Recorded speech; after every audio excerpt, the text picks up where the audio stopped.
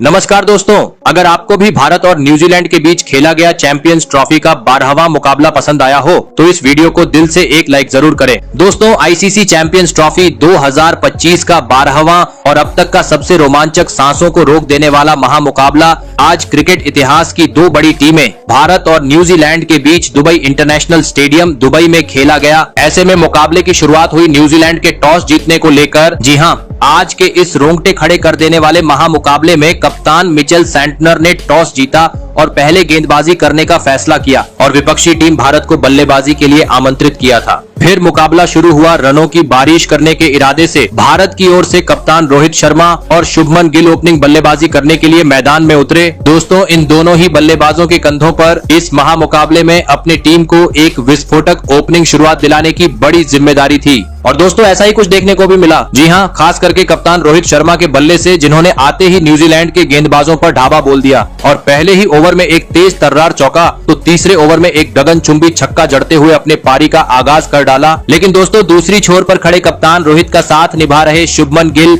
आज ज्यादा वक्त तक क्रीज पर नहीं टिक पाए और तीसरे ओवर की 5वीं गेंद पर एलबीडब्ल्यू आउट होते हुए अपना विकेट गवा बैठे। आपको बता दें, मैट हेनरी ने शुभमन गिल को महज 2 रन पर पवेलियन का रास्ता दिखाया। वही दोस्तों, शुभमन के आउट होने के बाद बेहतरीन शुरुआत मिल चुके कप्तान रोहित भी अपने पारी को इसके बाद ज्यादा वक्त तक आगे नहीं बढ़ा पाए और 2 ओवर बाद ही काइल जेमिसन की गेंद पर बड़ा शॉट खेलने के चक्कर में कैच आउट होते हुए अपना महत्वपूर्ण विकेट गवा बैठे। आपको बता दें, कप्तान रोहित शर्मा आज टीम के लिए महज 15 ही रन बना सके। ऐसे में 2 बड़े बल्लेबाज पवेलियन लौट जाने के बाद अब मैदान में उतरे सबके चहेते टीम इंडिया के किंग विराट कोहली, जिनसे आज सभी भारतीय प्रशंसक एक बड़ी पारी की उम्मीद लगाकर बैठे थे। लेकिन दोस्तों, न्यूजीलैंड की घातक गेंदबाजी के सामने विराट कोहली भी आज बड़ी पारी खेलने में पूरी तरीके से चूक गए और 7वें ओवर की चौथी गेंद पर खराब शॉट खेलते हुए अपना विकेट गवा बैठे। आपको बता दें, विराट कोहली आज मात्र 11 ही रन बना पाए। ऐसे में दोस्तों, पावर प्ले में ही 3 बड़े झटके लग जाने के बाद अब टीम इंडिया की ओर से मैदान में उतरे श्रेयस अय्यर और अक्षर पटेल।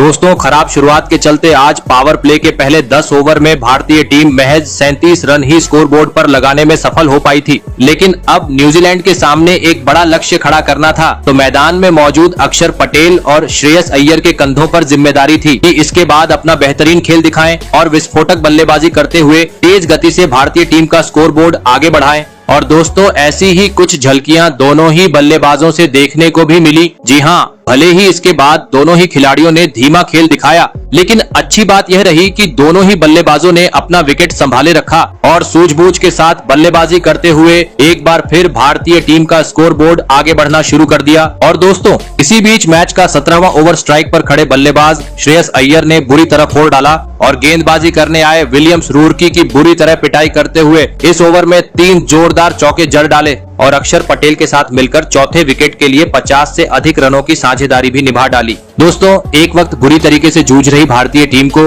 अब इन दोनों ही बल्लेबाजों ने पूरी तरीके से संभाल लिया था, क्योंकि देखते ही देखते अब भारतीय टीम ने 100 रन का आंकड़ा भी पार कर लिया। वहीं अब सेट होने के चलते कभी अक्षर पटेल तो कभी श्रेयस अय्यर के बल्ले से खराब गेंद पर तेज तर्रार शॉट भी मैदान पर देखने को मिल रहे थे, जिस कारण काफी तेज गति से अब भारतीय टीम का स्कोरबोर्ड आगे बढ़ना शुरू हो चुका था। और इसी बीच टीम इंडिया के लिए बहुमूल्य पारी खेल रहे श्रेयस अय्यर ने इस महत्वपूर्ण मुकाबले में अपना धमाकेदार 50 भी पूरा कर डाला। दोस्तों, ये दोनों ही बल्लेबाज अब काफी बेहतरीन तरीके से टीम इंडिया को आगे ले जा रहे थे। लेकिन तभी मैच का 30वां ओवर लेकर आए सचिन रविंद्र ने भारत की इस साझेदारी को तोड़ दिया। जी हां, और ओवर की पहले ही गेंद पर अक्षर पटेल को केन विलियमसन के हाथों कैच आउट करवाते हुए भारतीय टीम को चौथा झटका दे दिया। आपको बता दें, अक्षर पटेल 42 रन की पारी खेल आउट हुए। ऐसे में अब श्रेयस अय्यर का साथ निभाने मैदान में उतरे केएल राहुल और आते ही एक शानदार चौका लगाते हुए राहुल ने अपने पारी का आगाज कर डाला। दोस्तों, एक छोर से भले ही अक्षर पटेल अपना विकेट गवा चुके थे, लेकिन दूसरी छोर से श्रेयस अय्यर अभी भी डटकर न्यूजीलैंड के गेंदबाजों का सामना करते हुए खराब गेंदों को सीमा रेखा के पार पहुंचा रहे थे,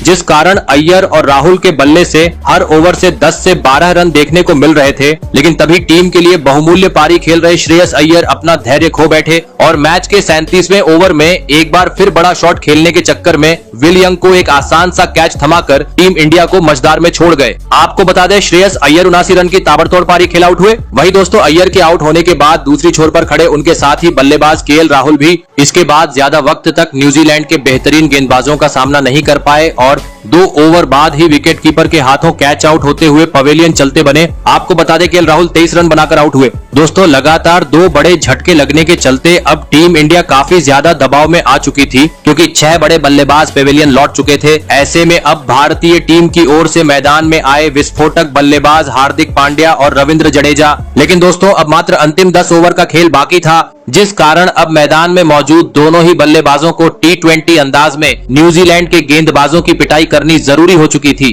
परंतु धारदार गेंदबाजी के चलते अगले 5 ओवर में ये दोनों ही बल्लेबाज बड़ा शॉट खेलने में पूरी तरह असफल रहे और इक्का दुक्का ही रन बटोर पाए, जिस कारण अब मात्र अंतिम 30 गेंद का खेल बाकी था। जरूरत थी अपना असली रूप दिखाते हुए न्यूजीलैंड के गेंदबाजों की धज्जियां उड़ाने की। लेकिन दोस्तों अभी मैच के 46वें ओवर में रविंद्र जडेजा केन विलियमसन के हाथों कैच आउट होते हुए महज 16 रन की पारी खेल पवेलियन लौट गए, जिस कारण अब लगने लगा भारतीय टीम 250 रन के पास भी पहुंचने में आज सफल नहीं हो पाएंगी। लेकिन दोस्तों अंतिम 2 ओवर में मैदान में मौजूद विस्फोटक बल्लेबाज हार्दिक पांड्या ने आतंक मचा दिया और T20 अंदाज में न्यूजीलैंड के गेंदबाजों की पिटाई करते हुए मैदान में चौकों छक्कों की बरसात कर डाली और भारतीय टीम को 240 रन के पार पहुंचाते हुए ये महामुकाबला जीतने के लिए न्यूजीलैंड के सामने 250 रनों का विशाल लक्ष्य खड़ा कर दिया। ऐसे में दोस्तों इसके बाद भारत से मिले 250 रनों के लक्ष्य का पीछा करने न्यूजीलैंड की ओर से विल यंग और रचित रविंद्र बल्लेबाजी करने के लिए मैदान में उतरे। दोस्तों भारत ने दिया हुआ लक्ष्य बड़ा था, ऐसे में दोनों ही बल्लेबाजों पर विस्फोटक अंदाज में शुरुआत दिलाने की बड़ी जिम्मेदारी थी। लेकिन दोस्तों लक्ष्य का पीछा करते हुए इस महामुकाबले में न्यूजीलैंड की शुरुआत काफी खराब रही। जी हां, और तीसरे ओवर की छठी गेंद पर ही हार्दिक पांड्या ने न्यूजीलैंड के ओपनिंग बल्लेबाज रचित रविंद्र को बाउंड्री पर अक्षर पटेल के हाथों कैच आउट करवाते हुए न्यूजीलैंड को पहला झटका दे दिया। आपको बता दें भारत के खिलाफ रचित रविंद्र आज मात्र 6 ही रन बना पाए। ऐसे में जल्दी ही पहला झटका लग जाने के बाद अब मैदान में उतरे अनुभवी बल्लेबाज केन विलियमसन और आते ही एक बेहतरीन चौका जड़ते हुए उन्होंने अपने पारी का आगाज कर दिया। लेकिन दोस्तों इसके बाद भारतीय टीम की ओर से घातक गेंदबाजी न्यूजीलैंड के बल्लेबाजों के खिलाफ देखने को मिली, जिस कारण पावर प्ले होने के बावजूद मैदान में मौजूद विल यंग और केन विलियमसन बड़ा शॉट खेलने में सफल नहीं हो पा रहे थे। काफी धीमी गति से स्कोरबोर्ड आगे बढ़ रहा था और दोस्तों इसी के चलते पावर प्ले का पहले 10 ओवर का खेल खत्म होने तक आज न्यूजीलैंड स्कोर बोर्ड पर 44 रन ही लगाने में सफल हो पाई। दोस्तों भले ही पावर प्ले में भारतीय टीम एक ही विकेट झटकने में कामयाब हो पाई थी, लेकिन न्यूजीलैंड पर दबाव बनाना था, तो अब पावर प्ले के बाद गेंदबाजों को अपना काम करके दिखाना जरूरी था। और दोस्तों ऐसा ही कुछ पावर प्ले के तुरंत बाद देखने को भी मिला। जी हां, पावर प्ले के बाद मैच का 12वां ओवर लेकर आए जादुई स्पिनर गेंदबाज वरुण चक्रवर्ती ने अपना जादू बिखेर दिया और ओवर की तीसरी गेंद पर विल यंग को सीधा क्लीन बोल्ड करते हुए न्यूजीलैंड को दूसरा झटका दे दिया। आपको बता दें विल यंग 22 रन बनाकर आउट हुए। ऐसे में 2 बड़े बल्लेबाज पेविलियन लौट जाने के बाद अब मैदान में उतरे डैरेल मिचेल। दोस्तों हमेशा स्पिन को बेहतरीन तरीके से खेलने वाली न्यूजीलैंड आज काफी ज्यादा संघर्ष करते हुए मैदान में नजर आ रही थी। जी हां, क्योंकि वरुण चक्रवर्ती की घूमती हुई गेंदों को दोनों ही बल्लेबाज बिल्कुल भी समझ नहीं पा रहे थे, जिस कारण हर ओवर से कभी एक तो कभी 2 ही रन न्यूजीलैंड के बल्लेबाजों से देखने को मिल रहे थे और इसी के चलते दबाव बढ़ते जा रहा था। और दोस्तों इसी दबाव का फायदा उठाया मैच का 25वां ओवर लेकर आए टीम इंडिया के करिश्माई गेंदबाज कुलदीप यादव ने, जिन्होंने ओवर की तीसरी गेंद पर डैरेल मिचेल को LBW आउट करते हुए भारतीय टीम को तीसरी सफलता दिला दी।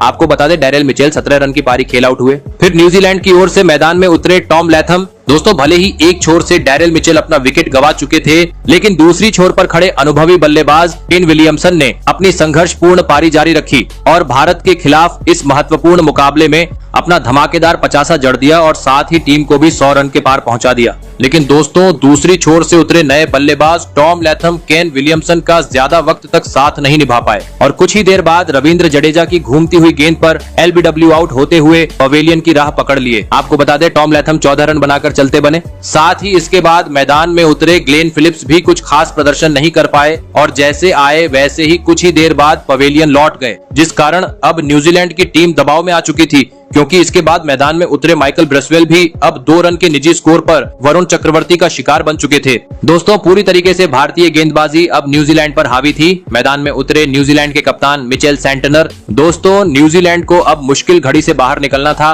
सेट बल्लेबाज केन विलियमसन को एक चमत्कारी पारी खेलने की जरूरत थी, परंतु दोस्तों तभी मैच का 41वां ओवर लेकर आए अक्षर पटेल ने कमाल कर डाला और ओवर की छठी गेंद पर सेट बल्लेबाज केन विलियमसन को विकेट कीपर केएल राहुल के हाथों स्टंप आउट करवाते हुए भारतीय टीम को इस मुकाबले की सबसे बड़ी सफलता दिला दी। आपको बता दें, केन विलियमसन 81 रन की पारी खेल आउट हुए। ऐसे में अब न्यूजीलैंड के अंतिम 3 विकेट बाकी थे और अभी भी न्यूजीलैंड को जीत के लिए 60 रनों की जरूरत थी। लग रहा था अंत तक न्यूजीलैंड जरूर संघर्ष करेंगी, लेकिन दोस्तों वरुण चक्रवर्ती की करिश्माई गेंदबाजी के सामने न्यूजीलैंड के अंतिम 3 बल्लेबाज भी कुछ खास कमाल नहीं कर पाए और लगातार अपने विकेट गंवाते चले गए, जिस कारण अंततः भारतीय टीम ने 44 रन के बड़े अंतर से इस मुकाबले को अपने नाम कर लिया। तो दोस्तों आपको कैसी लगी हमारी ये वीडियो? कमेंट